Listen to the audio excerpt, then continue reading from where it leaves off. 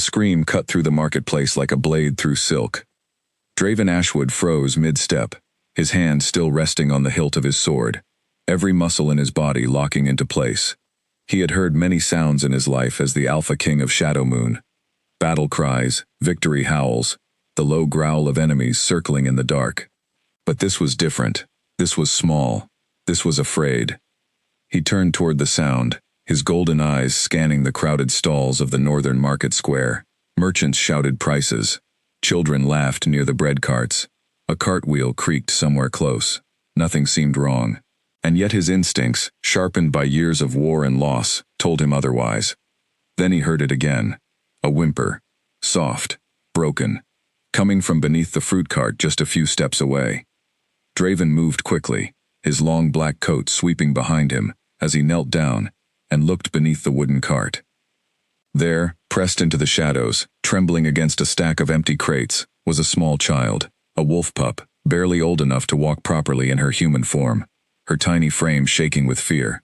Her hair was tangled, her cheeks streaked with dirt and tears, and her bare feet were scraped raw from running. She could not have been older than 4 years. "Hey," Draven said gently, lowering his voice to the softest tone he could manage. It was strange, using such a tone. He had not spoken this way to anyone in 5 years. "You're safe now. No one is going to hurt you." The pup's amber eyes lifted to meet his.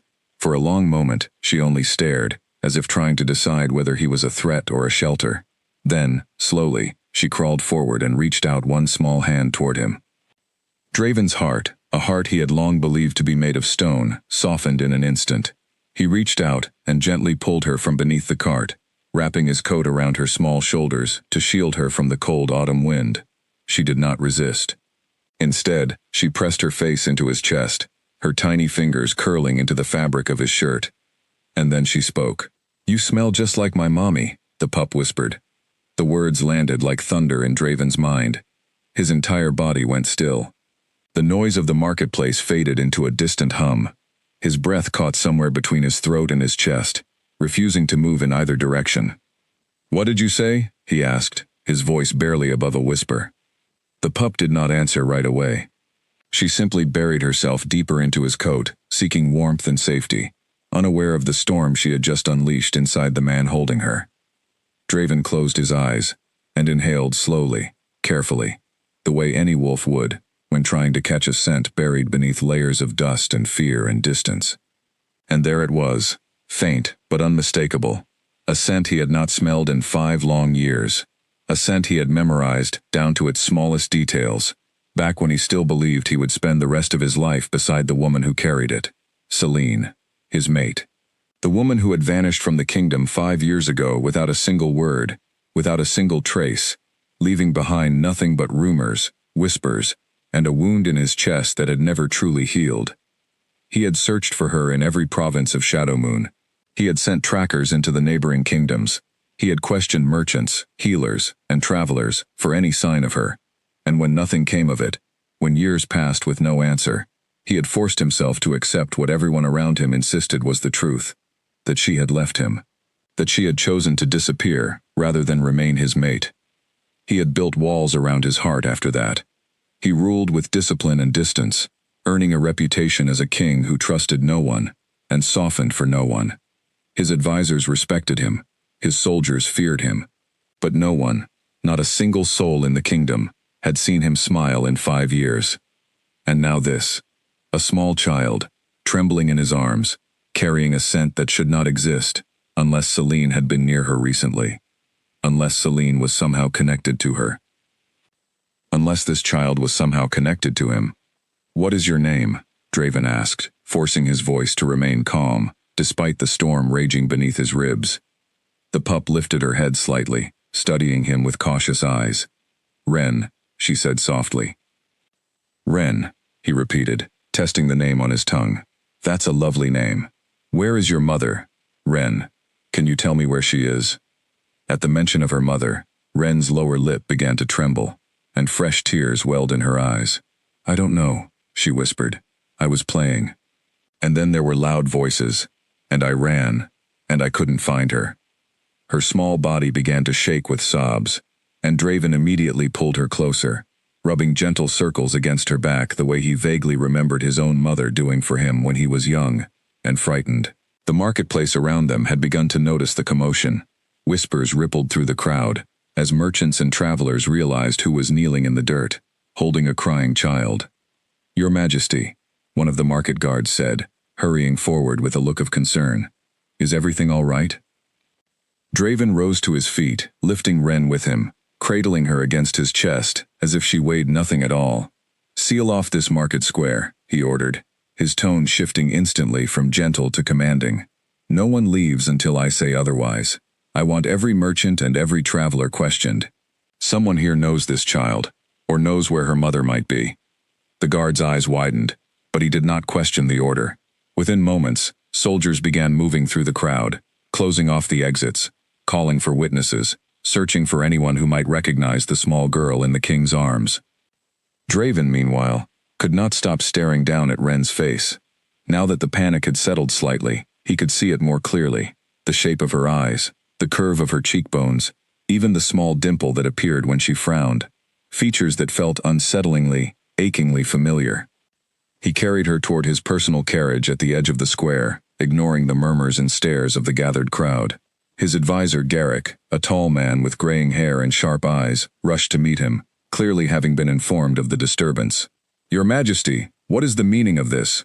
Garrick asked, glancing nervously at the child in Draven's arms. "A lost pup is a matter for the city guard, not the king himself." "This is not an ordinary matter," Draven said firmly, stepping into the carriage and settling Ren onto the cushioned seat beside him. "I want her examined by the palace healer. I want her questioned gently, without fear, by someone she can trust. And I want every available tracker searching this city for any sign of a wolf woman traveling with a child, matching her description." Garrick's brow furrowed. "Your Majesty, may I ask why this child has captured your attention so completely?" Draven hesitated.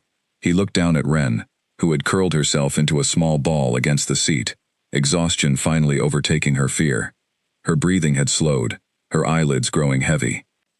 "Because," Draven said quietly, almost to himself, "she smells like someone I lost." Garrick's expression shifted from confusion to something closer to alarm, though he wisely said nothing further. He simply nodded and stepped back, allowing the carriage door to close. As the carriage began to move, rolling smoothly over the cobblestone streets toward the palace, Draven kept his eyes fixed on the sleeping child beside him. His mind raced through possibilities, each one more impossible than the last. Could Celine have had a child after leaving him? Could this pup somehow be connected to her through blood, through pack, through something he could not yet understand? Or, and this thought made his chest tighten with something between hope and terror, could this child possibly be his own? He quickly pushed the thought aside. 5 years was too long a gap for the timing to make sense, unless Celine had been carrying a secret from before she vanished. But the scent did not lie. Wolves could recognize the scent of family, of pack, of mates, even across years and distances, and the scent clinging to this child's skin was unmistakably tied to Celine. He needed answers, and he intended to find them, no matter what it took. By the time the carriage reached the palace gates, Ren had fallen into a deep sleep, her small hand still gripping the edge of Draven's coat, as if afraid he might disappear if she let go. Draven carried her inside himself, refusing to hand her over to any servant, drawing curious and startled glances from every guard and attendant they passed. The palace, usually a place of cold formality and rigid schedules, seemed to shift subtly around the presence of the sleeping child. Servants whispered among themselves. Guards exchanged puzzled looks. No one had ever seen their king carry anything so gently, let alone a lost, crying pup from the market square. Draven brought her to one of the smaller guest chambers near his own quarters, laying her down carefully on a soft bed and pulling a blanket over her small frame. He sat beside her for a long moment, watching her chest rise and fall with each breath, memorizing the details of her face as though searching for confirmation of something he could not yet name. A soft knock came at the door. The palace healer, an elderly woman named Mira, with kind eyes and steady hands, stepped inside carrying a small bag of supplies. "Your Majesty," she said quietly, bowing her head, "I was told a child needed attention." "She has scrapes on her feet and hands," Draven said, standing and stepping aside to allow the healer access to the bed. She is exhausted and frightened, but I do not believe she is seriously injured. I want her checked thoroughly, and I want to know if there is anything about her that might tell us where she came from." Mira nodded, kneeling beside the bed and gently examining Ren's small feet, careful not to wake her. "She is young," Mira murmured. "No older than 4, I would guess. Malnourished, but not severely so. She has been running for some time, perhaps a full day, based on the condition of her feet." Draven's jaw tightened. A full day of running meant she had traveled a significant distance before reaching the market square. Whatever she had been running from, it was serious enough to send a child of her age fleeing alone through unfamiliar territory. "Is there anything else?" he asked. Mira paused, her fingers lightly brushing back a strand of hair from Ren's forehead. Her expression shifted slightly, something unreadable crossing her weathered features. "Your Majesty," she said slowly, "forgive me for asking, but does this child remind you of someone?" Draven's eyes met the healer's, and for a moment, neither of them spoke. The unspoken question hung heavy in the air between them, thick with 5 years of grief, mystery, and unanswered longing. "Yes," he finally admitted, his voice barely above a whisper. "She does." Mira said nothing more, simply nodding, as though she understood far more than she was willing to say aloud. She finished tending to Ren's minor injuries, gathered her supplies, and rose to leave, pausing briefly at the door. "Whatever the truth turns out to be, Your Majesty," she said softly, "that child is safe now. And so, perhaps, is whatever answer you have been searching for these past 5 years." She left the room, closing the door quietly behind her, leaving Draven alone with the sleeping child. He sat back down beside the bed, watching Ren's peaceful face in the dim candlelight. Somewhere out there, beyond the palace walls, beyond the city streets, there was a woman running, hiding, or perhaps in danger. A woman whose scent lingered on the skin of a small girl who had called him familiar in the most impossible way. Whatever the truth was, Draven knew one thing for certain. He would not rest until he uncovered every piece of it. The kingdom of Shadowmoon had a king who had shut his heart away for 5 long years. But as he watched the small pup sleep peacefully in his palace for the first time, something inside him, something he thought had died long ago, began, slowly and painfully, to stir back to life. The search had only just begun. Morning light filtered through the tall windows of the palace, as Draven stood in his private study, staring at a small, tattered ribbon resting on his desk. It was faded blue, the edges frayed from years of wear, but the pattern stitched along its length was unmistakable. He had seen this exact pattern before, stitched by Celine's own hands during the quiet evenings they used to share before everything fell apart. Ren had been clutching the ribbon so tightly in her sleep that Mira had needed to gently pry it from her fingers just to clean the small scrapes on her palms. When Draven had seen it that morning, his breath had left his body entirely. "Where did you get this?" he had asked Ren gently, kneeling beside her as she ate a small breakfast of warm bread and berries, her legs swinging from the tall chair. Ren looked at the ribbon, her expression thoughtful in the innocent way only children possessed. "Mommy gave it to me," she said simply. "She said it would keep me safe." "Does your mommy have a name?" Draven asked, careful to keep his voice light, unthreatening. Ren nodded slowly. "Mama Lena," she said. Draven's chest tightened. Lena. A shortened version of Celine, perhaps, used to hide her true identity from anyone who might be searching for her, or from anyone she did not trust. It was a small detail, but it confirmed what his instincts had already told him. This was not coincidence, this was connection.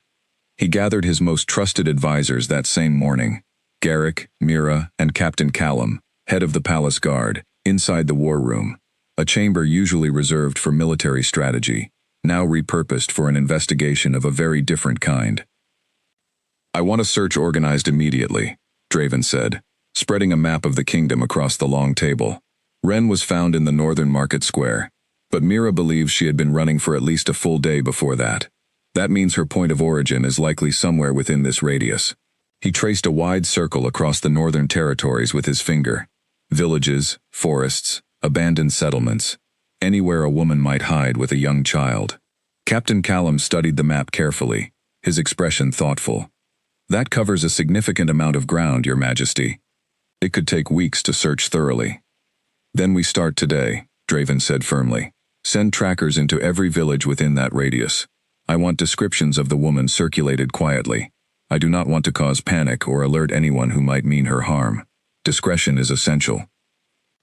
Garrick, who had remained silent for most of the conversation, finally spoke. "Your Majesty, if I may ask, what if this search leads somewhere you are not prepared for? What if the truth is not what you hope it to be?" Draven's jaw tightened, but he did not look away from the map. "Then I will face that truth as I have faced every other difficult truth in my life.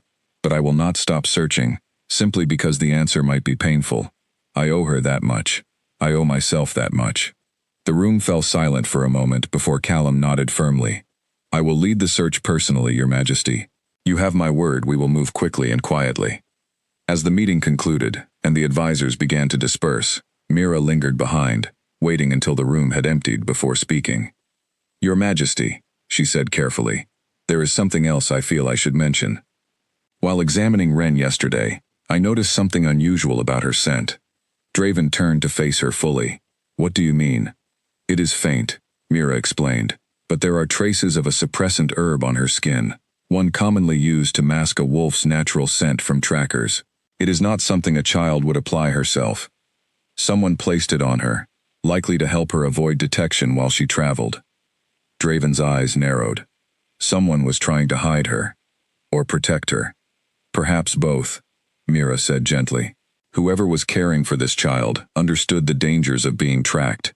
That suggests they were not simply hiding from curious neighbors or wandering travelers. They were hiding from something far more serious." The weight of her words settled heavily over the room. Draven's mind raced through the implications.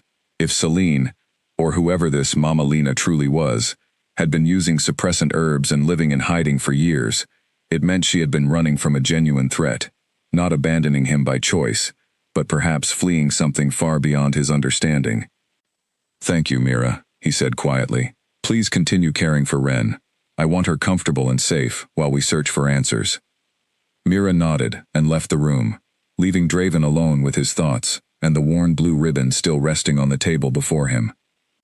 Over the following days, the palace transformed into a quiet hub of investigation. Trackers were dispatched under the cover of routine border patrols, careful not to draw attention to the true nature of their mission. Reports trickled in slowly. Sightings of a woman traveling alone years ago, rumors of a healer in the northern woods who had once treated an injured traveler, whispers of a hidden settlement tucked deep within Shadow Moon's dense forest borders. Meanwhile, Draven found himself spending more time with Wren than he had anticipated. What began as necessary questioning to gather information slowly evolved into something else entirely. He found himself checking on her in the mornings before his council meetings, ensuring she had eaten properly, listening patiently as she chattered about the small things that mattered most to a 4-year-old, a caterpillar she had seen in the palace garden, a song her mother used to hum, a favorite blanket she missed dearly. Each small detail she shared felt like another piece of a puzzle he was desperate to complete. "Wren?" he asked one afternoon as they sat together in the palace garden, watching butterflies drift between the flower beds. "Do you remember where you and your mommy used to live? Was it a house, a village?" Wren tilted her head, thinking carefully. "It was a house," she said slowly, "near the trees. Mama said we couldn't go into town very much. She said it wasn't safe. Did anyone ever visit you? Any other grown-ups?" Wren nodded. "Sometimes a man came. He brought food. Mama didn't like him very much, but she said we needed his help." Draven's pulse quickened. "Do you remember his name?" Wren frowned, concentrating hard. Edmund, she said finally. "Mama called him Edmund." Draven filed the name away carefully, making a mental note to have his trackers investigate any individual named Edmund living near the northern forest villages. It was a small lead, but in an investigation with so few solid details, even the smallest thread mattered. As the days passed, Wren grew increasingly comfortable within the palace walls. She began following Draven through the hallways when permitted, her small feet pattering against the stone floors as she clutched the hem of his coat. The palace staff, initially cautious and unsure how to treat the mysterious child the king had taken under his protection, slowly warmed to her presence. Cooks began setting aside her favorite berries.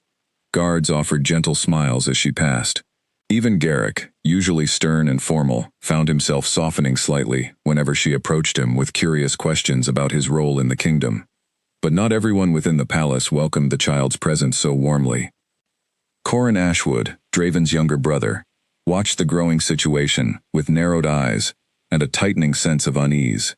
Corin had spent the past 5 years quietly positioning himself as the kingdom's most likely heir, given his brother's refusal to remarry or produce an heir of his own, following Celine's disappearance. The sudden arrival of a child, one who bore an undeniable resemblance to the missing queen-to-be, and one who had captured the king's attention so completely, threatened to unravel years of careful political maneuvering.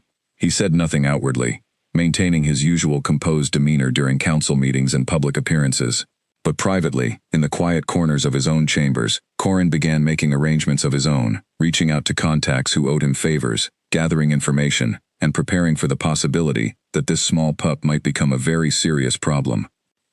Draven, consumed by his search for answers and his growing attachment to Ren, remained largely unaware of the storm quietly brewing beneath the surface of his own court. His focus remained fixed on the northern territories, on the name Edmund, and on the faint, lingering hope that somewhere out there, Celine might still be alive. One evening, as Draven tucked Ren into bed and prepared to leave her chamber, she reached out and grabbed his sleeve, holding him in place with surprising determination for such a small child. "Will you find my mommy?" she asked, her amber eyes wide and hopeful in the candlelight. Draven knelt beside the bed, meeting her gaze steadily.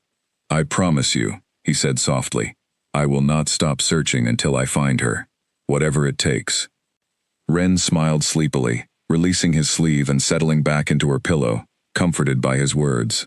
Draven remained beside her a moment longer, watching her drift off to sleep, before rising quietly and stepping out into the hallway.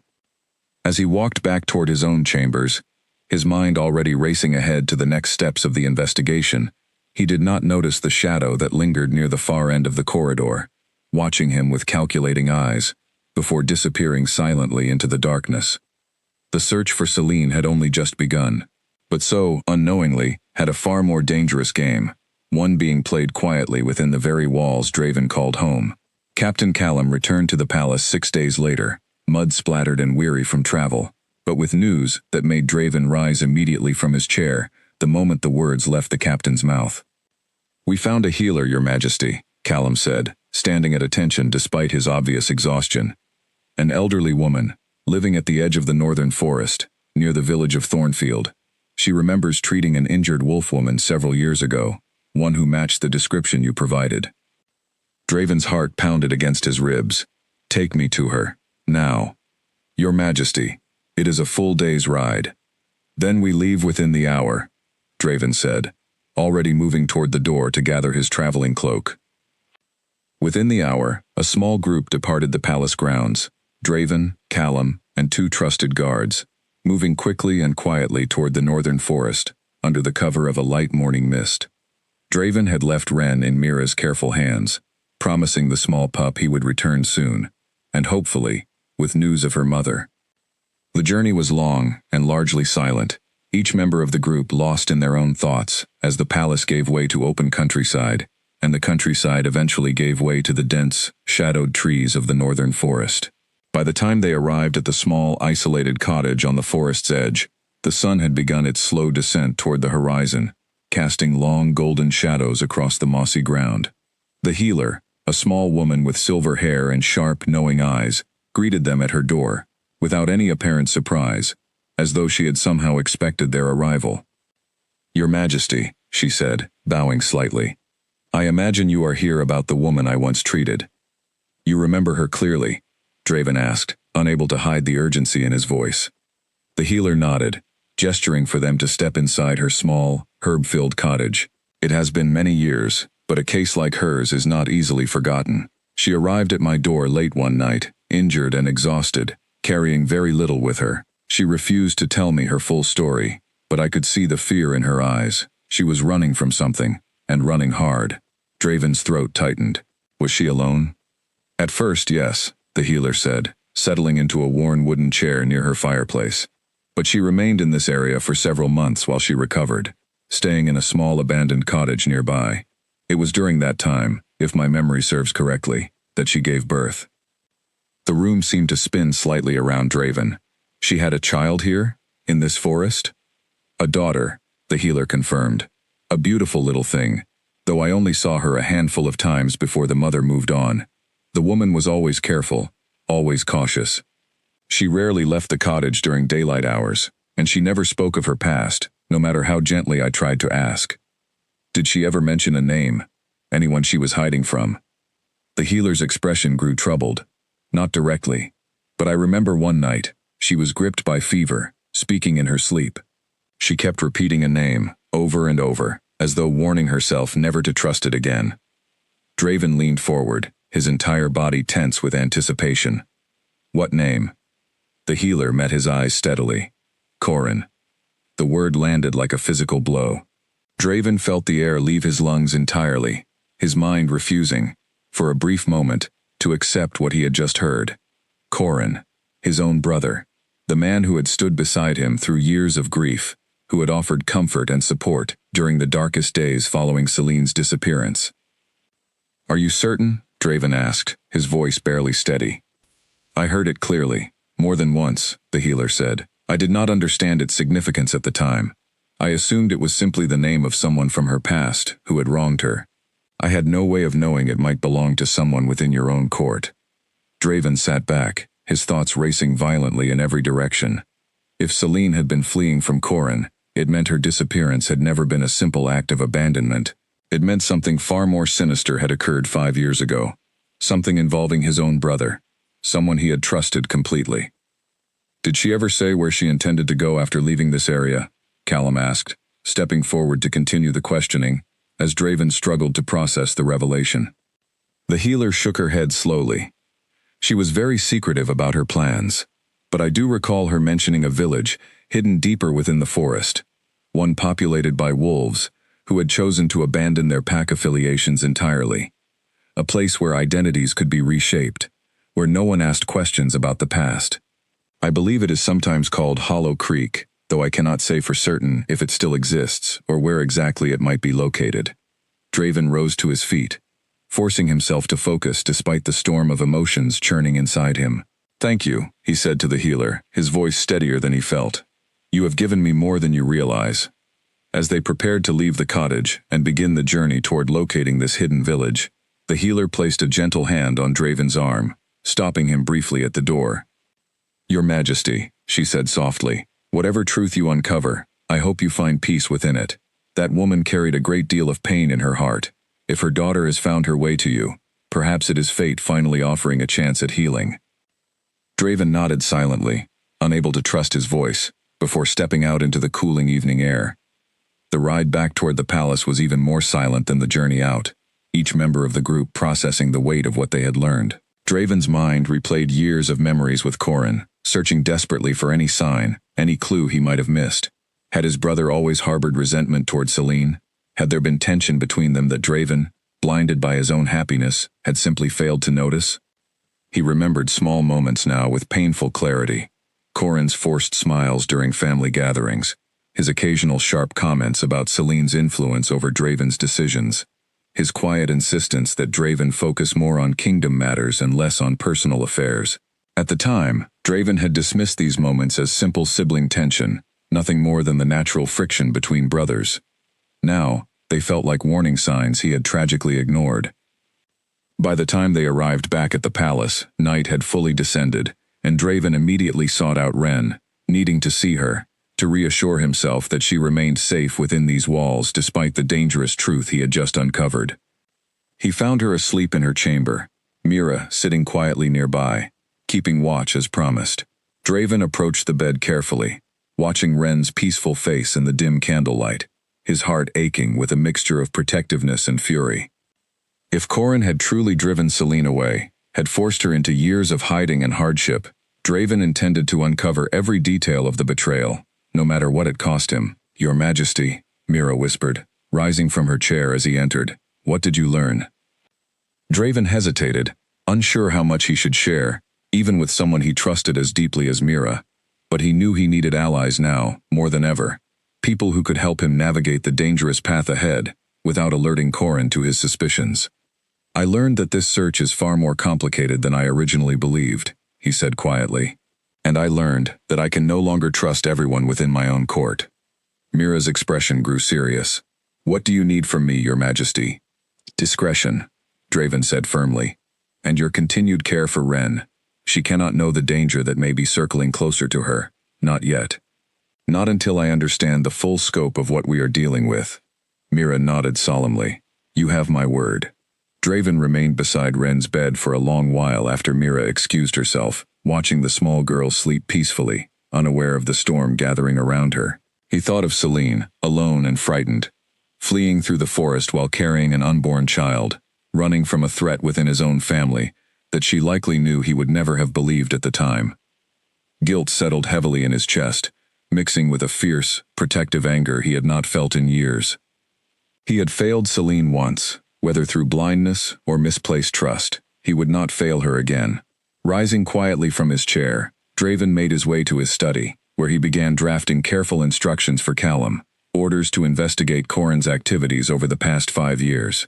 Discreetly, and without raising suspicion.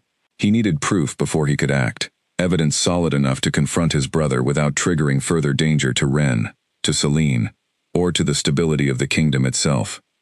As he worked late into the night, the candle beside him burning lower with each passing hour, Draven felt a renewed sense of purpose settling over him. For 5 years, he had lived in a fog of grief and unanswered questions. Now, finally, the fog was beginning to clear, revealing a path forward, dangerous, uncertain, but finally, undeniably clear. He would find Celine. He would uncover the full truth of Corin's betrayal, and he would protect Ren with everything he had, no matter what threats might be waiting in the shadows ahead. Outside his study window, the moon rose high and full over Shadow Moon Kingdom, casting silver light across the sleeping city below, unaware that beneath its peaceful surface, a reckoning was quietly beginning to take shape. The following morning, Draven summoned Captain Callum to his study, before the sun had fully risen, unwilling to waste another moment, now that he had a direction to pursue. The room was dim, lit only by a single lamp, and the weight of the previous day's revelations still hung heavily in the air between them. I need everything you can find on my brother's activities over the past 5 years, Draven said, pacing slowly behind his desk. Every meeting, every correspondence, every unexplained absence, I want it done quietly. If Corin suspects anything, he may act rashly, and I cannot risk that, not with Ren under this roof. Callum nodded firmly. I have a few contacts within the palace guard who owe me their loyalty above all else. I will begin discreetly tonight. Good, Draven said, and send word to our trackers. I want any information on a settlement called Hollow Creek, hidden somewhere within the northern forest. If Celine traveled there after leaving the healer's cottage, it may still hold answers, or clues to where she went afterward. Understood, Your Majesty. As Callum turned to leave, Draven called after him one final time. Callum, be careful. If my brother truly orchestrated Celine's disappearance, he will not hesitate to protect himself now that the truth is beginning to surface. Callum's expression hardened with quiet resolve. I understand the risks, Your Majesty. You have my full loyalty. Once alone, Draven allowed himself a rare moment of stillness, sinking into the chair behind his desk and pressing his palms against his tired eyes. The weight of ruling a kingdom had always rested heavily on his shoulders, but this new burden, the possibility that his own brother had betrayed him in the most devastating way imaginable, felt like an entirely different kind of exhaustion. He thought of the years following Celine's disappearance, the countless nights he had spent staring at the empty side of his bed, wondering what he had done wrong, what he could have said or done differently to prevent her from leaving. He had blamed himself relentlessly, had convinced himself that his own shortcomings as a mate had driven her away. Now, the possibility that she had never left by choice at all, that she had been forced into hiding by someone within his own family, filled him with a complicated mixture of relief and rage. Relief, because it meant her disappearance had never been a reflection of his own failures.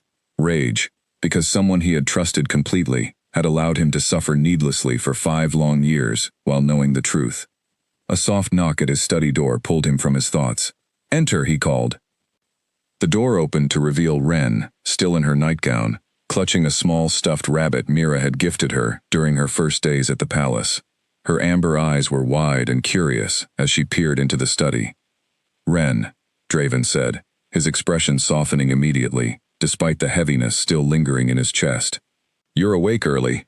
"I had a bad dream," Ren admitted quietly, shuffling further into the room. "I dreamed Mama was calling for me, but I couldn't find her." Draven's heart ached at her words. He rose from his desk and knelt down to her level, gently brushing a strand of hair away from her face. "I promise you, we are doing everything we can to find her. You are very brave for coming this far on your own." Ren nodded, though her lower lip trembled slightly. "Do you think she misses me?" "I have no doubt in my mind," Draven said gently. "A mother's love does not simply disappear, Ren. Wherever she is, I promise you, she is thinking of you just as much as you are thinking of her." Ren seemed comforted by his words, offering a small, tentative smile, before allowing him to lift her into his arms and carry her back toward her chamber, where Mira waited with a warm breakfast. Throughout the following days, Draven found himself balancing the demands of ruling the kingdom with the increasingly consuming investigation into his brother and the search for Celine. He attended council meetings with practiced composure, careful not to reveal the turmoil simmering beneath his controlled exterior whenever Corin was present in the room. It proved to be an increasingly difficult task. Every time Corin spoke, every time he offered a seemingly helpful suggestion or a carefully measured smile, Draven found himself studying his brother's expressions and mannerisms with newfound suspicion, searching for any hint of the deception the healer's words had suggested. "You seem distracted lately, brother," Corin remarked one afternoon following a lengthy council session, his tone light and casual as they walked together down the palace corridor. "Is everything well?" Draven forced a neutral expression onto his face. "Simply adjusting to the sudden addition of a child within the palace. It has required more attention than I anticipated." Corin's eyes flickered briefly, an expression Draven might have dismissed as simple curiosity in the past, but which now struck him as something closer to carefully concealed concern. "Yes, the pup. I have heard the staff speaking of her constantly. Quite the mystery, is she not? Have you learned anything further about her origins?" "Nothing concrete," Draven lied smoothly, surprising himself with how easily the deception came. "The investigation continues, though slowly." "Well," Corin said, his tone remaining casual, "do let me know if there is anything I can do to assist. Family matters, after all, should remain within the family." The words carried a subtle weight that made the hair on the back of Draven's neck rise, though he could not determine whether it stemmed from genuine brotherly concern or something far more calculated. He offered a brief nod before excusing himself, needing distance to process the unsettling exchange. Later that evening, Callum arrived at Draven's private chambers with a small collection of documents, his expression grim as he laid them across the desk. "Your Majesty, I have found something concerning," he said quietly. "Records from 5 years ago show several unexplained payments made from your brother's personal accounts to individuals outside the kingdom. The transactions were carefully disguised as trade agreements, but the amounts and timing aligned suspiciously with the period surrounding Celine's disappearance." Draven studied the documents carefully, his jaw tightening with each line of numbers and dates. "Do we know who received these payments?" "Not yet," Callum admitted. "The trail becomes difficult to follow beyond the initial transactions. Whoever handled this on your brother's behalf was careful to obscure the final destination of the funds." "Keep searching," Draven said firmly. "I want to know exactly who was paid, and for what purpose." As Callum gathered the documents to continue his investigation, he paused at the door, his expression thoughtful. "Your Majesty, if I may ask, how do you intend to confront your brother once we have gathered sufficient evidence?" Draven considered the question carefully before answering. "Carefully," he said finally, "and only once I understand the full scope of what he has done. I cannot risk exposing our suspicions prematurely, not while Celine's whereabouts remain unknown, and Ren's safety remains uncertain." Callum nodded in understanding before departing, leaving Draven alone once more with his thoughts and the mounting evidence of his brother's betrayal. Over the following week, small pieces of the puzzle continued falling into place. Trackers reported rumors of a hidden settlement matching the description of Hollow Creek, tucked deep within a particularly dense and difficult-to-navigate section of the northern forest. Callum's investigation into Corin's financial records slowly revealed a pattern of secretive dealings extending back years, though the ultimate purpose behind them remained frustratingly unclear. Meanwhile, Ren continued adjusting to palace life, her initial fear and uncertainty slowly giving way to genuine comfort and even joy. She had taken to following Mira through the palace gardens each morning, learning the names of various herbs and flowers, her laughter beginning to echo more frequently through the previously quiet halls. Draven found himself looking forward to these small moments more than he cared to admit. Watching Wren's curiosity blossom, hearing her innocent questions about the world around her, brought a warmth to his chest that he had not experienced since Celine's disappearance. It terrified him slightly, how quickly and completely this small child had begun to matter to him, but he found he no longer had the desire to resist the feeling. One evening, as he watched her chase fireflies across the garden with unrestrained delight, Mira approached him quietly, her expression carrying a mixture of warmth and caution. "She has grown quite attached to you, Your Majesty," Mira observed gently. "And I to her," Draven admitted, surprising himself with the honesty of his own words. "May I offer some advice?" Mira asked carefully. Draven nodded. "Whatever the truth turns out to be, whatever connection exists between you, Celine, and this child, do not let fear of that truth prevent you from cherishing the bond you are building with her now. Children sense hesitation, Your Majesty. They sense when love is offered freely, and when it is offered cautiously, held back by unspoken doubts." Draven considered her words carefully, as he watched Wren giggle, cupping a firefly gently between her small hands, before releasing it back into the night sky. Whatever the coming days revealed about Corin's betrayal, about Celine's fate, about the true nature of his connection to this remarkable child, Mira's advice settled firmly into his heart. He would not hold back, not anymore. As the evening deepened, and Mira gently called Wren inside for bed, Draven remained in the garden a moment longer, gazing up at the star-filled sky above Shadowmoon Kingdom, silently renewing his promise to uncover the full truth, no matter the cost, no matter who stood in his way. 10 days after the visit to the Northern Healer, Callum returned to the palace with news that finally gave the investigation real momentum. He arrived late in the evening, his boots caked in forest mud, his face lined with exhaustion, but carrying an unmistakable spark of urgency in his eyes. "Your Majesty," he said, finding Draven still awake in his study, "we found it. Hollow Creek. It exists, hidden deep within the northern forest, protected by natural barriers, and I suspect, by design." Draven rose immediately from his chair. "Did you find any trace of Celine?" "We did not approach the settlement directly," Callum explained. "I judged it too risky without knowing more about its inhabitants or their loyalties. But one of our trackers managed to speak briefly with a trader who visits the settlement occasionally to exchange goods. He described a wolf woman living there, arriving several years ago with an infant daughter, keeping largely to herself and using a name other than her own." Draven's pulse quickened. "What name did she use?" "Lena," Callum said. "Matching what the child told you." It was confirmation enough. Celine had survived. She had found refuge in this hidden settlement, raising their daughter in secrecy, protected from whatever threat had driven her away in the first place. "We leave for Hollow Creek immediately," Draven said, already reaching for his traveling cloak. "Your Majesty, it is nearly midnight," Callum protested gently. "The forest paths are treacherous even in daylight. Traveling now would be reckless." Draven forced himself to pause, recognizing the wisdom in Callum's caution, despite his overwhelming urge to act immediately. "At first light, then," he conceded reluctantly. "We leave the moment the sun rises." Callum nodded, relieved by his king's reluctant agreement. "I will prepare a small, discreet party. Given what we suspect about your brother's involvement, I believe it is wise to keep this journey as quiet as possible." "Agreed," Draven said. "Only those we trust completely. And Callum, thank you for everything you have done these past weeks." "It is my honor to serve you, Your Majesty. I only hope this journey brings you the answers, and the reunion, you have been searching for." Draven barely slept that night, his mind racing with anticipation and anxiety in equal measure. He rose before dawn and made his way to Wren's chamber, finding her already stirring, as though some instinctive part of her sensed the significance of the coming day. "Wren," he said softly, sitting on the edge of her bed, "I believe we may have found where your mommy is hiding."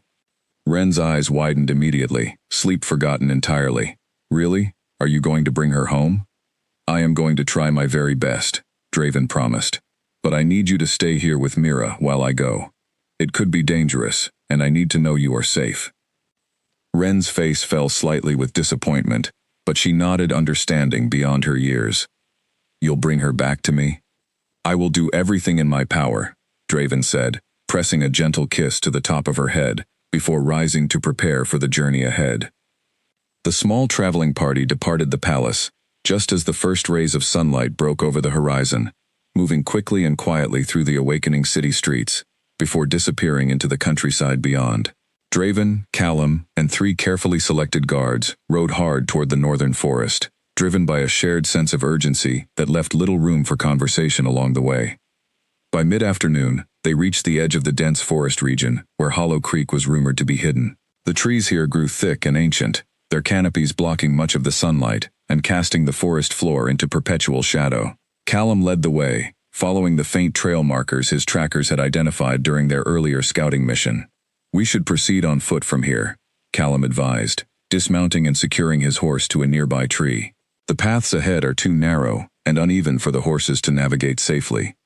The group continued deeper into the forest on foot, moving carefully through the dense undergrowth, alert to any sign of the hidden settlement or its inhabitants. The air grew cooler and stiller the further they traveled, an eerie silence settling over the forest that made even the guards' hands instinctively drift toward their weapons. After nearly an hour of careful navigation, Callum suddenly held up a hand, signaling the group to halt. Ahead, through a break in the trees, faint wisps of smoke could be seen rising into the sky, along with the muffled sounds of distant voices and activity. "Hollow Creek," Callum whispered. Draven's heart pounded fiercely against his ribs as they approached the settlement's edge. Through the trees, he could make out a small collection of modest wooden cottages, arranged in a loose circle around a central clearing. People moved between the buildings, tending to small gardens, carrying water, and going about the quiet routines of daily life, entirely unaware of the king's approach. As they stepped cautiously into the clearing, several settlement residents froze, their expressions shifting rapidly from confusion to alarm, as they recognized the unmistakable presence of royal guards among the newcomers. An older man, likely a leader or elder within the settlement, stepped forward cautiously, his posture wary, but not immediately hostile. "This is a private settlement," he said carefully. "We ask for nothing more than to be left in peace. What business brings the King of Shadowmoon to our door?" "I am searching for someone," Draven said, forcing his voice to remain calm, despite the storm raging within him. "A woman named Celine. Though she may be using the name Lena, she would have arrived here approximately 4 years ago, carrying an infant daughter." The elder's expression shifted subtly, a flicker of recognition crossing his weathered features before he carefully masked it once more. "I am not certain who you speak of," he said, though his tone carried an unmistakable hesitation. "Please," Draven said, his composure beginning to crack slightly under the weight of his desperation. "I mean her no harm. I am her mate. Her daughter Ren is safe within my palace at this very moment, and she has been asking for her mother every single day since I found her." The elder's eyes widened slightly at the mention of Ren's name, exchanging a brief, uncertain glance with several other settlement residents who had gathered nearby, listening intently to the exchange. "Ren is safe?" a new voice asked, quiet but trembling with barely restrained hope. Draven turned toward the sound, his breath catching entirely in his throat. Standing at the entrance of one of the small cottages, her once vibrant hair now cut shorter and slightly dulled from years of hardship, her frame thinner than he remembered, but her eyes, those same warm amber eyes he had memorized a lifetime ago, was Celine. For a long, suspended moment, neither of them moved. The forest around them seemed to fall completely silent, as though even the birds and wind understood the significance of this reunion. "Celine," Draven finally managed, his voice breaking entirely on her name. Tears immediately filled Celine's eyes, her hand rising to cover her trembling mouth. "Draven," she whispered, disbelief evident in every syllable. How did you find me?" "Ren," he said simply, taking a slow step forward. "She found her way into the city market. She said I smelled like her mommy. I have been searching for you both ever since." A sob escaped Celine's throat, and she took several hurried steps forward before stopping herself abruptly, her expression suddenly shifting from joy to something closer to fear and confusion. "You know then," she said carefully. About why I left. Draven's expression softened with understanding and lingering guilt. I know that you did not leave by choice, he said gently. I know someone forced you away from me, from our home. I do not yet know the full truth, but I intend to uncover it completely. I need you to help me understand what happened, Celine. Please. Celine's eyes filled with fresh tears, relief and lingering trauma warring visibly across her features. It was Corin, she finally whispered. Your own brother threatened me, Draven. He said if I did not leave, if I did not disappear completely, he would ensure something terrible happened to both you and our unborn child. I had no choice. I had to protect her. The confirmation, though expected, still struck Draven like a physical blow. His own brother had threatened Celine's life, had threatened the life of his unborn daughter, all to protect his own ambitions for the throne. I am so sorry, Draven said, his voice thick with emotion, as he finally closed the remaining distance between them. I am so sorry I did not see it sooner. I am so sorry you suffered alone for so long. Celine allowed herself to fall into his embrace at last, years of pain, fear, and loneliness finally breaking free in the safety of his arms. Around them, the settlement residents watched quietly, some wiping away their own tears at witnessing the long-awaited reunion. We need to return to the palace, Draven said gently after several long moments, pulling back slightly to meet her eyes. Ren is waiting for you, and Corin needs to answer for what he has done. Celine nodded, though fear flickered briefly across her expression at the mention of returning to the very place she had fled from years earlier. Is it safe? She asked quietly. I will make certain of it, Draven promised firmly. I will not allow him to hurt you or Ren ever again. As preparations began for their return journey to Shadowmoon, Draven felt a profound mixture of relief and simmering fury settling within him. He had found Celine. He had uncovered the truth behind her disappearance. But the reckoning with his own brother had only just begun, and he intended to ensure that Corin faced full accountability for the years of suffering he had caused. The journey back toward Shadowmoon began under a sky heavy with gathering clouds, as though the forest itself sensed the tension building within the small traveling party. Celine rode close beside Draven, her expression a careful mixture of hope and lingering anxiety, while Callum and the guards remained alert, scanning the surrounding trees for any sign of danger. He cannot know I am coming, Celine said quietly as they rode, her fingers tightening around the reins of her borrowed horse. If Corin learns of my return before we reach the palace, he may try something desperate. I have already sent word ahead to Garrick, Draven assured her. He will maintain discretion until we arrive. Corin will not learn of your return until I choose to reveal it myself. Celine nodded, though the tension in her shoulders remained visible. You do not know him the way I came to know him, Draven. He is careful, calculating. If he suspects even the smallest possibility that his secret is unraveling, he will act quickly to protect himself. Draven's jaw tightened at her words, memories of Corin's carefully measured expressions during recent council meetings flashing through his mind. He had already begun to suspect his brother's capacity for deception, but hearing Celine confirm it so directly solidified his resolve to proceed with extreme caution. We will be careful, he promised. I will not allow him another opportunity to harm you or Ren.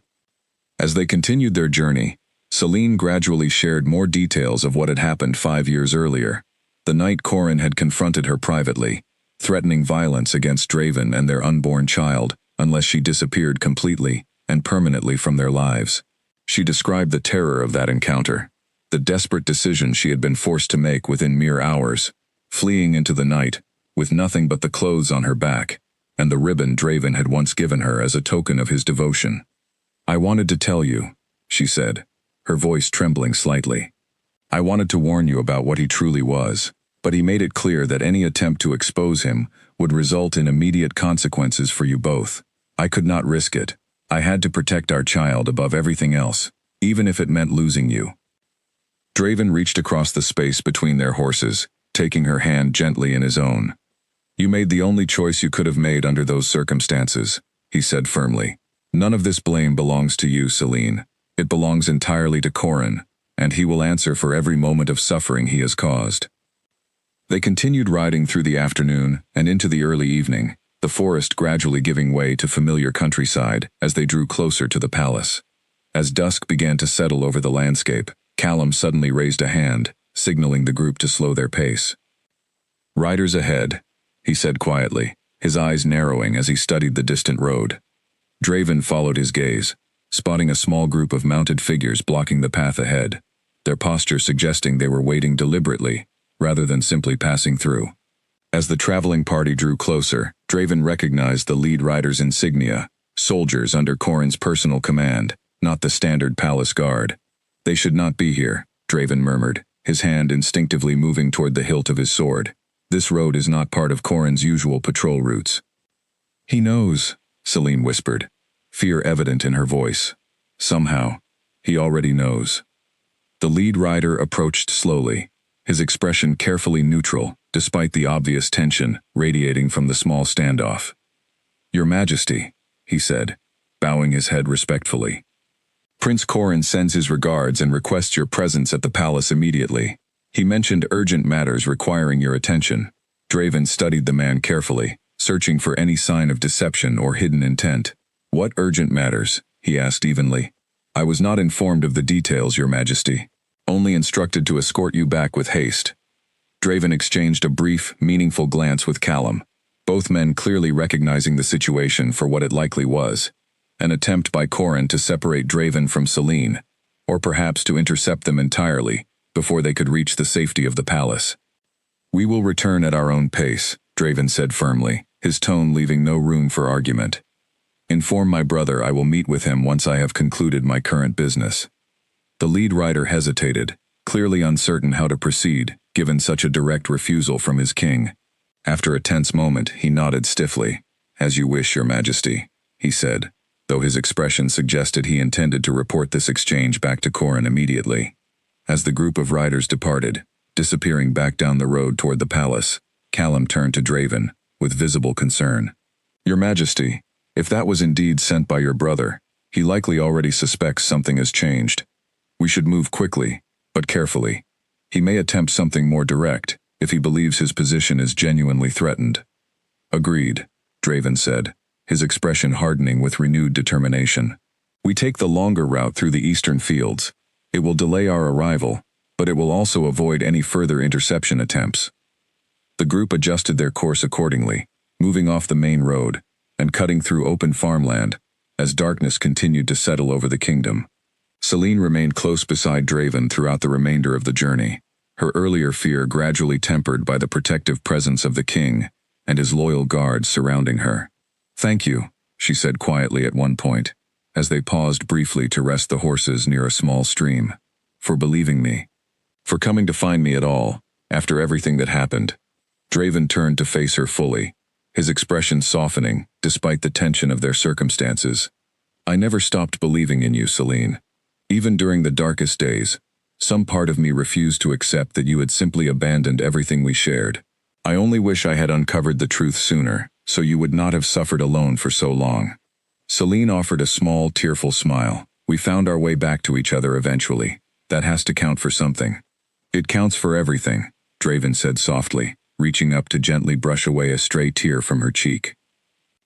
As the moon rose higher above the eastern fields, casting silver light across the quiet countryside, the small traveling party continued their careful journey back toward Shadowmoon, each member alert to the growing danger that awaited them within the palace walls. Corrin's desperate attempt to intercept them had confirmed what they already suspected. Their arrival would not go unchallenged. But Draven remained resolute, his earlier grief and uncertainty replaced entirely by fierce determination. He had found Celine. He had uncovered the truth, and now, nothing would prevent him from protecting his family and ensuring his brother faced full justice for the years of suffering he had caused. The reckoning was close at hand, and Draven intended to meet it head-on, no matter what dangers still lay ahead. The eastern gate of Shadowmoon's palace grounds came into view just before midnight, its familiar stone archway illuminated by flickering torchlight against the darkened sky. Draven had sent a discreet messenger ahead hours earlier, instructing Garrick to prepare a secure entrance for their arrival, one that would avoid the main gates and any guards potentially loyal to Corrin. Almost there, Draven murmured to Celine, as they approached the smaller, less conspicuous entrance, tucked along the eastern wall. Garrick himself waited at the gate, his expression tense with barely concealed relief as he recognized the approaching party. Your Majesty, he said quickly, ushering them through the entrance and securing the gate firmly behind them. "Thank the stars you have returned safely. Prince Corin has been asking after your whereabouts quite persistently since this afternoon. Has he suspected anything specific?" Draven asked, dismounting quickly and helping Celine down from her horse. "He has grown increasingly agitated," Garrick admitted, "particularly after the riders he sent returned without you. I have kept Ren secured in her chamber under close watch, as you instructed, but I fear it will not be long before Corin attempts something more direct."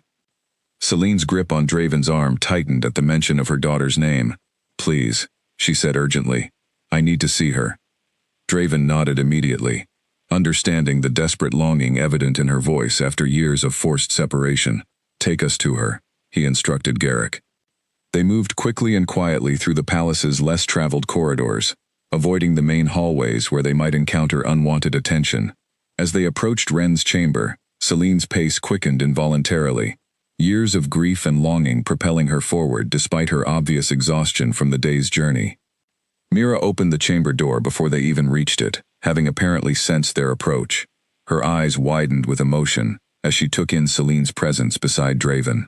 "Oh," she breathed, stepping aside quickly to allow them entry.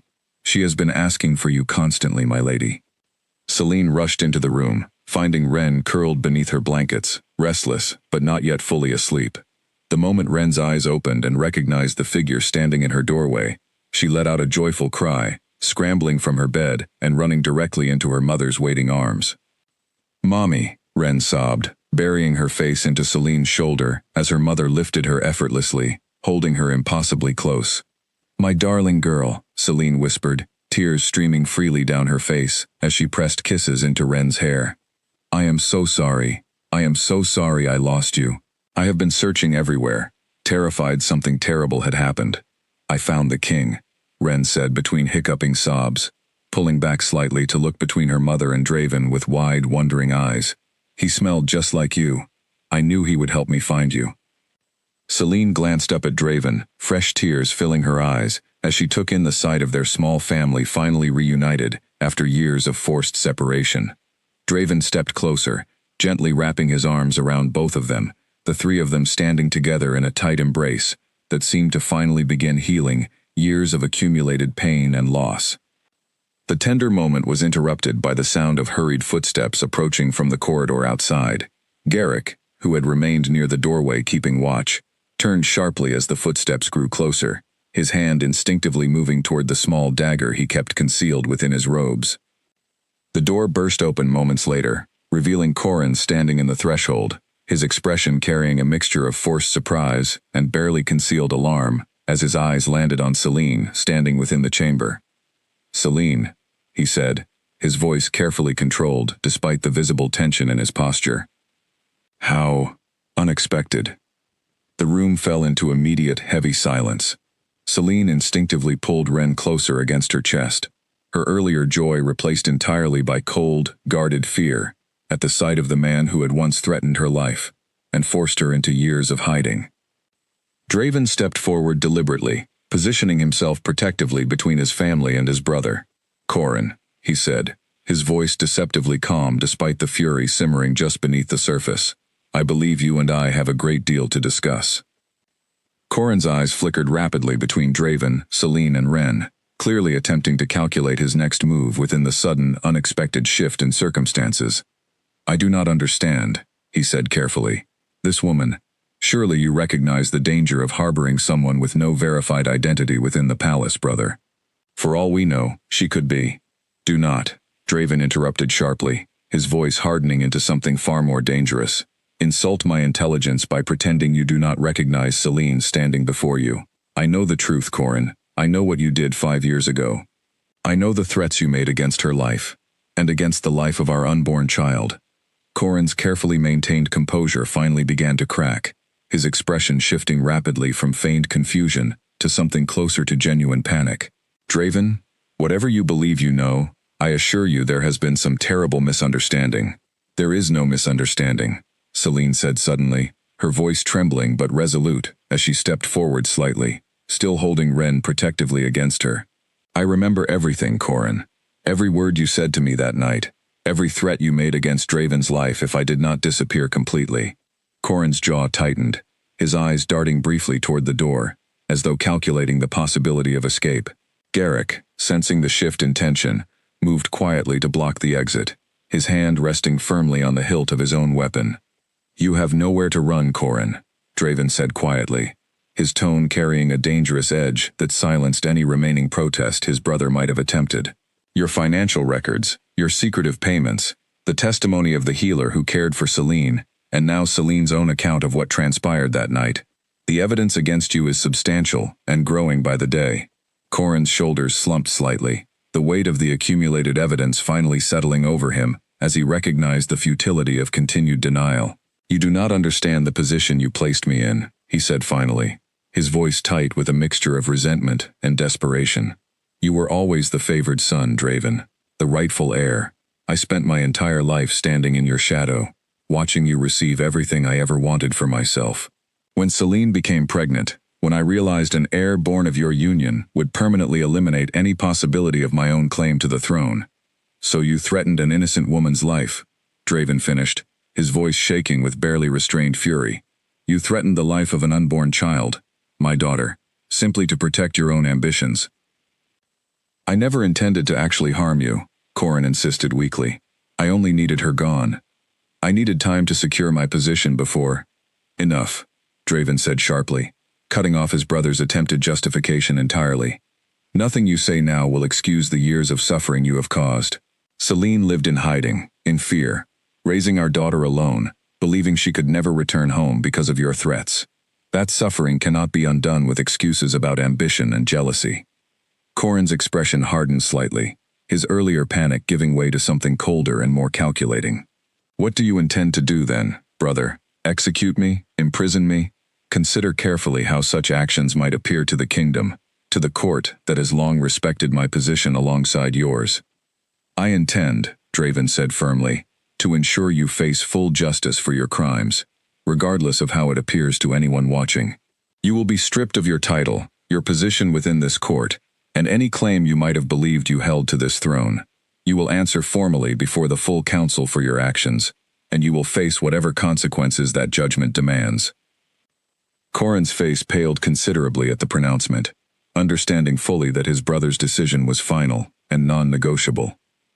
Garrick stepped forward at Draven's signal, moving to escort Corin from the chamber under guard, ensuring he would face no opportunity to flee or cause further harm before formal proceedings could be arranged. As Corin was led away, his expression a mixture of humiliation and simmering resentment, Draven turned back toward Celine and Ren, both of whom remained huddled together, visibly shaken by the tense confrontation they had just witnessed. "It is over," Draven said gently, moving to wrap his arms around them both once more. "He can no longer hurt either of you. I promise you that." Celine allowed herself to finally relax slightly within his embrace, years of accumulated fear and tension beginning to slowly release from her exhausted frame. "Thank you," she whispered, "for believing me, for protecting us." "Always," Draven murmured against her hair, his gaze drifting down to Ren, who had finally begun to calm, her small hand reaching out to grasp his own alongside her mother's. "Always, for both of you." Outside the chamber window, the moon continued its slow ascent over Shadow Moon Kingdom, bearing silent witness to a family finally beginning to heal after years of separation, betrayal, and hard-won truth. The days following Corin's confinement passed in a strange, uneasy calm. He had been placed under heavy guard within a secured wing of the palace, awaiting the formal council hearing Draven had promised, while news of his fall from grace spread quietly but rapidly among the palace staff and eventually into the wider court. Celine and Ren remained close to Draven throughout this period, slowly settling into the rhythms of palace life, while still adjusting to the overwhelming shift in their circumstances. Celine, though relieved beyond measure to finally be reunited with Draven and free from years of hiding, remained visibly cautious, her eyes frequently scanning her surroundings out of habits formed through years of necessary vigilance. "It will take time," Mira reassured her gently one afternoon, as the two women sat together in the palace garden, watching Ren chase butterflies with newfound freedom and joy. "Healing from what you experienced cannot happen overnight. Be patient with yourself." Celine nodded, though her gaze drifted briefly toward the palace wing, where Corin remained confined. I keep waiting for something to go wrong, she admitted quietly, for him to somehow escape the consequences he deserves, the way powerful men so often seem to. Draven will not allow that to happen, Mira said firmly. He has never been more determined about anything in the years I have served this court. Meanwhile, Callum continued his investigation into the full extent of Corrin's activities, uncovering additional evidence that painted an increasingly troubling picture. It became clear that Corrin had not acted entirely alone 5 years earlier. He had enlisted the help of at least 2 individuals within the palace guard to assist in threatening Celine and ensuring her disappearance went unquestioned by the wider court. Your Majesty, Callum reported one evening, laying out additional documents across Draven's desk. We have identified the 2 guards who assisted your brother. Both have since left palace service, but we have tracked one of them to a village just outside the kingdom's eastern border. Bring him in for questioning, Draven instructed. I want a complete account of everything that transpired, directly from his own testimony. As the investigation continued expanding, word of Corrin's impending council hearing spread further through Shadowmoon's political circles, prompting a mixture of shock, disbelief, and quiet vindication among various court members who had long harbored suspicions about the younger prince's true character. However, not everyone within the court reacted with simple relief at the unfolding revelations. Corrin had spent years carefully cultivating relationships with several influential nobles, promising favors and positions in exchange for their support of his ambitions. As news of his impending downfall spread, these allies grew increasingly nervous about their own potential exposure, given their tacit support of his schemes. One such ally, Lord Ashford, a wealthy landowner with significant influence over the kingdom's eastern territories, began quietly making arrangements of his own, unwilling to allow his own reputation to be dragged down alongside Corrin's. Rather than distancing himself entirely, however, Ashford made a far more dangerous decision. He began plotting to help Corrin escape confinement before the council hearing could take place, hoping to eliminate the risk of his own involvement being exposed through Corrin's testimony.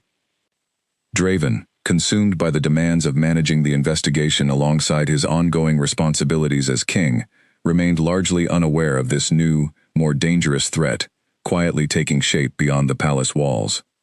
Late one evening, nearly 2 weeks after Corrin's initial confinement, Draven sat in his study, reviewing the latest reports from Callum's ongoing investigation, when a soft knock interrupted his concentration. Enter, he called. Celine stepped inside, her expression carrying a mixture of exhaustion and lingering unease.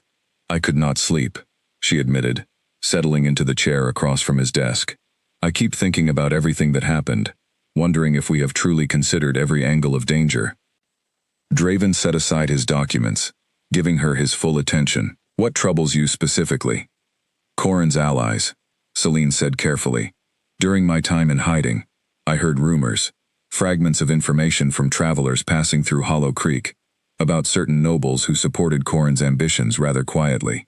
I never had solid proof, but the possibility troubled me even then. Draven's expression grew serious, recalling his own earlier suspicions about the political relationships Corrin had cultivated over the years. Do you remember any specific names? Celine hesitated, searching her memory carefully. I believe I heard the name Ashford mentioned once, though I cannot be certain of the context. Draven immediately reached for a fresh sheet of parchment, quickly drafting instructions for Callum to investigate any possible connections between Corrin and Lord Ashford. The eastern territories under Ashford's control had always maintained a somewhat independent relationship with the central court, and if the wealthy landowner had indeed been secretly supporting Corrin's ambitions, it represented a significant complication to the already delicate situation. Thank you for telling me this, Draven said, looking up at Celine with genuine appreciation. Every piece of information helps ensure we are fully prepared for whatever challenges remain ahead. Celine offered a small, tired smile. I want this to truly be over, Draven. I want Ren to grow up without the shadow of fear hanging over her future. She will, Draven promised firmly. I will not rest until every remaining threat has been fully addressed. As Celine retired for the evening, Draven remained in his study, drafting additional instructions and reviewing security arrangements surrounding Corrin's confinement with renewed vigilance.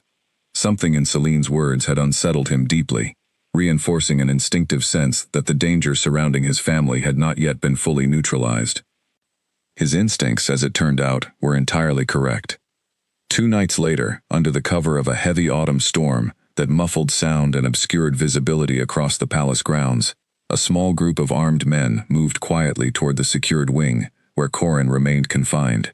Bribed guards, loyal to Lord Ashford rather than the crown, had been strategically positioned to ensure minimal resistance during the planned escape. Callum, however, had grown increasingly cautious in recent days, his instincts honed through years of loyal service, warning him that something felt subtly wrong within the palace's usual security routines. He had taken to conducting additional, unscheduled patrols throughout the palace grounds, particularly during the late-night hours, when vulnerabilities were most likely to be exploited. It was during one such patrol, moving quietly through the storm-darkened corridors near Corin's confinement chamber, that Callum first noticed the unusual absence of the regularly scheduled guard rotation. His hand immediately moved to his weapon as he approached the chamber more cautiously, every instinct within him sharpening with sudden, urgent alarm. He was not prepared for what he would discover moments later, nor for the desperate, dangerous confrontation that was about to unfold within the storm-battered palace walls. Callum rounded the final corridor, leading to Corin's confinement chamber, and immediately froze, his instincts confirming his worst suspicions. The 2 guards who should have been standing watch outside the heavy wooden door lay motionless on the stone floor, clearly overpowered and rendered unconscious rather than killed outright. The chamber door itself stood slightly ajar, faint sounds of movement audible from within. Without hesitation, Callum drew his weapon and moved swiftly to raise the alarm, his voice cutting sharply through the storm-muffled silence of the corridor. "Intruders, sound the alarm immediately." Within the chamber, 3 armed men worked quickly to free Corin from his restraints, their movements practiced and efficient, suggesting careful planning rather than desperate improvisation. Corin himself appeared both relieved and anxious, clearly aware that any delay could result in the failure of his rescue. "Hurry," he urged the men working at his restraints. "We do not have much time before." His words were cut short as Callum burst through the chamber door, weapon raised, his expression fierce, despite being significantly outnumbered. "Stand down," he commanded firmly. "This escape attempt ends now." The armed men exchanged brief, calculating glances before one of them lunged toward Callum, forcing the captain into immediate defensive combat. Callum fought skillfully, despite the numbers against him, his years of training and experience allowing him to hold his ground, even as the sound of approaching footsteps echoed from elsewhere within the palace, drawn by his earlier alarm. Draven, awakened by the distant commotion, moved quickly through the palace corridors, his sword already drawn as he followed the sounds of conflict toward Corin's confinement wing. Fear gripped his chest as he ran, worry not only for Callum's safety, but also for the security of Celine and Ren, sleeping in their chambers elsewhere within the palace. He arrived at the chamber just as Callum managed to disarm one of the attacking men, though the captain had sustained a shallow wound along his forearm during the exchange. The remaining 2 men, realizing their diminishing chances of success as additional palace guards began arriving in response to the alarm, made a desperate decision to abandon their original plan and instead attempt a hasty retreat, dragging Corin along with them toward a side corridor leading toward the palace's outer walls. "They're heading for the eastern courtyard," Callum called out, pressing a hand against his wounded arm as he moved to follow, Draven close behind him. The pursuit led through a maze of storm-darkened corridors, palace guards falling into formation behind their king and captain as they raced to intercept the fleeing group before they could escape the palace grounds entirely. Rain lashed against the windows they passed, lightning occasionally illuminating the chaotic scene in brief, stark flashes. They emerged into the eastern courtyard just as the fleeing men reached a section of the outer wall where a rope had been strategically prepared in advance, clearly indicating the escape had been planned with significant care and outside assistance. "Stop," Draven commanded, his voice carrying powerful authority despite the raging storm around them. "There is nowhere left for you to run." Corin, caught between his own guards and the wall he had hoped to scale to freedom, turned to face his brother, rain streaming down his face, mixing with what might have been tears of frustration and fear. "Draven, please," he said, his earlier composure completely shattered.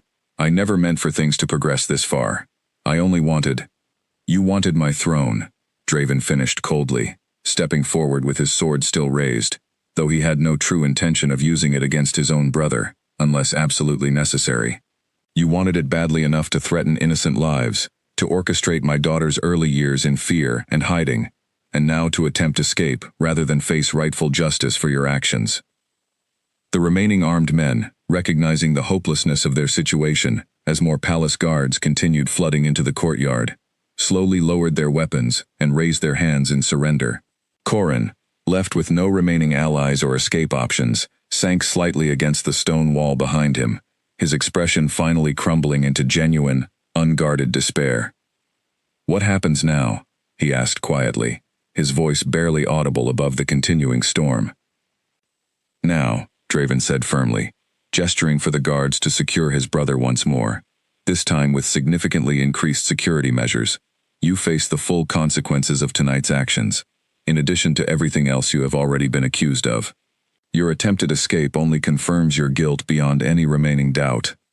As Corin was led away under heavy guard, visibly resigned to his fate, Draven turned his attention to Callum, whose wounded arm continued bleeding steadily despite his attempts to minimize the injury. "Get that tended to immediately," Draven instructed firmly. "You risked your life tonight, preventing a serious threat to this kingdom's stability. I will not have you suffering unnecessarily as a result." "It is merely a scratch, Your Majesty," Callum insisted, though he did not resist, as a nearby guard moved to assist him toward the palace's medical wing. With the immediate crisis resolved, Draven's thoughts turned urgently toward Celine and Ren, needing to confirm their safety, despite his confidence that the chaos had remained largely confined to the eastern courtyard and confinement wing. He hurried back through the palace, his heart still racing from the adrenaline of the confrontation, finding Celine already awake and anxiously waiting near their chamber, having heard the distant commotion despite the storm's noise. "What happened?" she asked immediately, relief flooding her expression as she saw him approaching, clearly unharmed. "Corin attempted an escape," Draven explained, quickly pulling her into a reassuring embrace. "With outside assistance, it seems. But the attempt has failed. He remains secured, and this time, security around his confinement will be significantly increased to prevent any further attempts." Celine's body sagged slightly with relief against his chest. "Is everyone safe?" "Callum sustained a minor injury, but he will recover fully," Draven confirmed.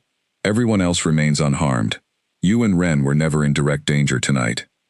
"Thank the stars," Celine whispered, though her expression remained troubled. "This will not be the end of it, will it? If others assisted him, others who remain unidentified, we will find them," Draven promised firmly. "Whoever assisted in tonight's escape attempt will be identified and held accountable, just as Corin will be. I will not allow this threat to linger unresolved, Celine. I promise you that." The following morning, as the storm finally cleared and pale sunlight broke through the retreating clouds, Callum's continued investigation, combined with testimony extracted from the captured accomplices, quickly revealed the extent of Lord Ashford's involvement in the failed escape attempt. Within hours, palace guards were dispatched to the eastern territories to secure Ashford's arrest, ensuring the full network of Corin's conspiracy could finally be dismantled entirely. By midday, with Ashford successfully apprehended, and additional evidence continuing to surface regarding the true scope of the conspiracy against Celine and their family, Draven finally allowed himself a small measure of relief. The most immediate dangers had been neutralized, the truth had been fully uncovered, and soon, formal justice would finally be served for everything his family had endured over the past 5 years. As he stood at his study window that afternoon, watching Ren play happily in the garden below, while Celine watched over her with careful, loving attention, Draven felt something within him, settling for the first time in years, a sense of security, of hope, that had felt impossibly distant for far too long. The council hearing, scheduled for just 3 days later, would finally bring this long and painful chapter of his family's story to its conclusion. 3 days later, the great council hall of Shadowmoon Kingdom stood filled beyond capacity. Every noble, advisor, and court official gathered to witness the formal hearing that would determine Prince Corin's final fate.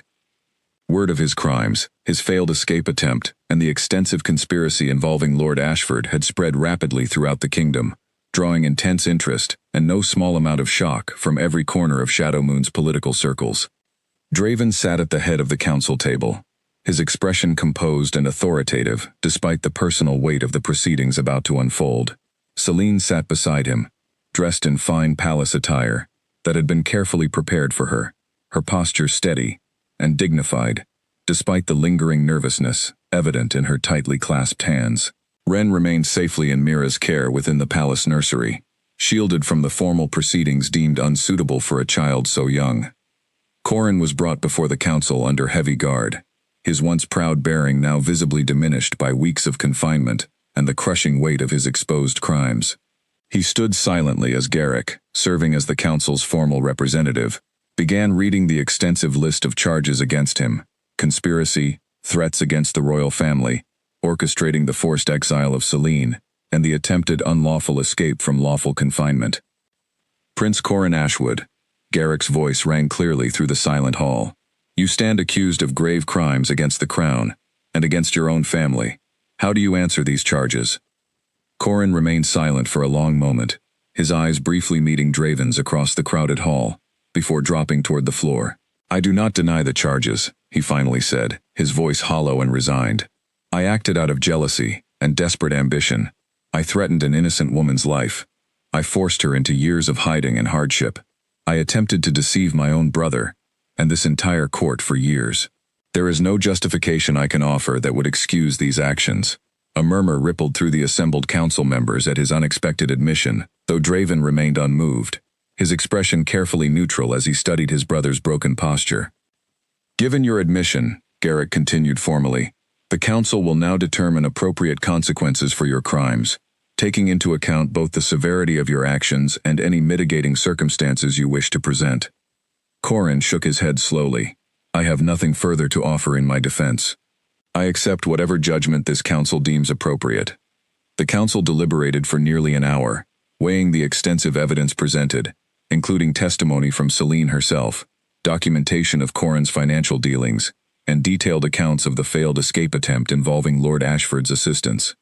Throughout the deliberation, Draven remained silent, allowing the formal process to unfold without personal interference, despite the deeply personal nature of the crimes being judged. Finally, the council's decision was announced. Corin would be permanently stripped of his royal title and any claim to succession.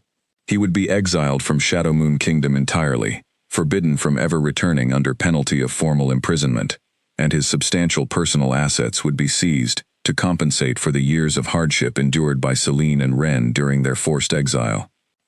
As the judgment was formally announced, Corin accepted the ruling with quiet resignation, offering no protest or further argument.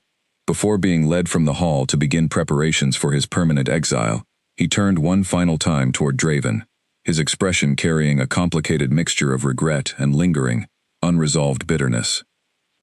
I hope, he said quietly, his voice barely carrying across the space between them, that you find the happiness with her that I was too consumed by jealousy to ever properly wish for you. Draven studied his brother for a long moment, years of complicated history passing silently between them. I hope, he finally replied, that wherever you go, you find a way to become someone better than the man who stood in this hall today. Corin said nothing further, simply nodding once before allowing the guards to lead him from the council hall and, eventually, from the kingdom entirely. In the days that followed Corin's formal exile, Shadowmoon Kingdom began settling into a new sense of stability and peace.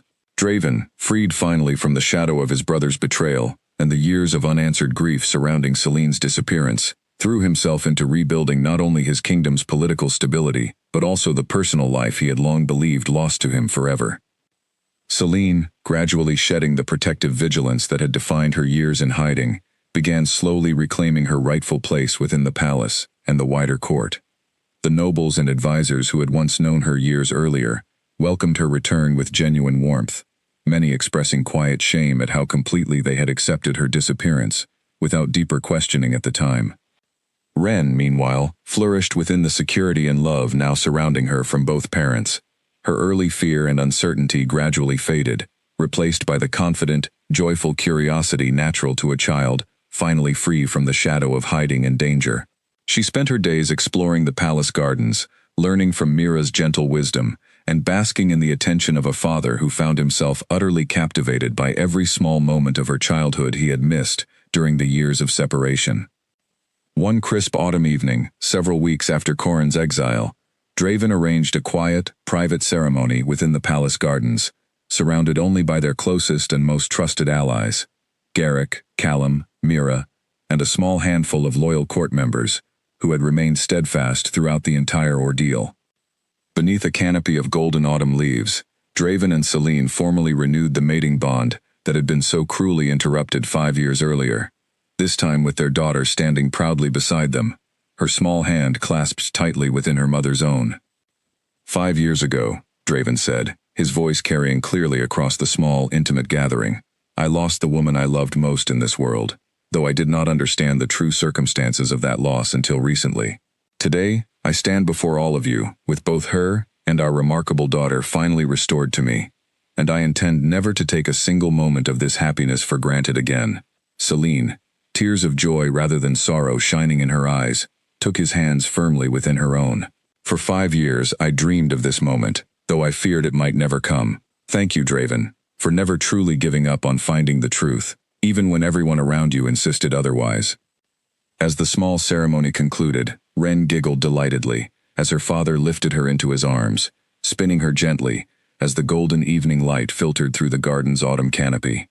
Selene watched them both with an expression of complete, unguarded happiness, finally free from the years of fear and hiding that had defined so much of her recent life.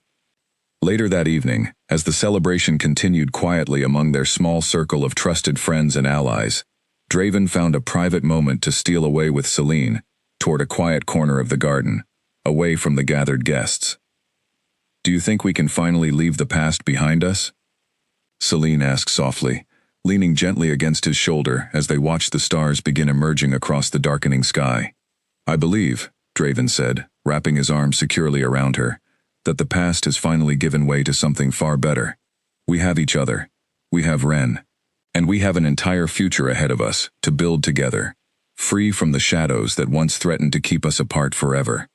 Selene smiled softly, closing her eyes as she rested more fully against him, finally allowing herself to feel completely, unreservedly safe for the first time in 5 long years.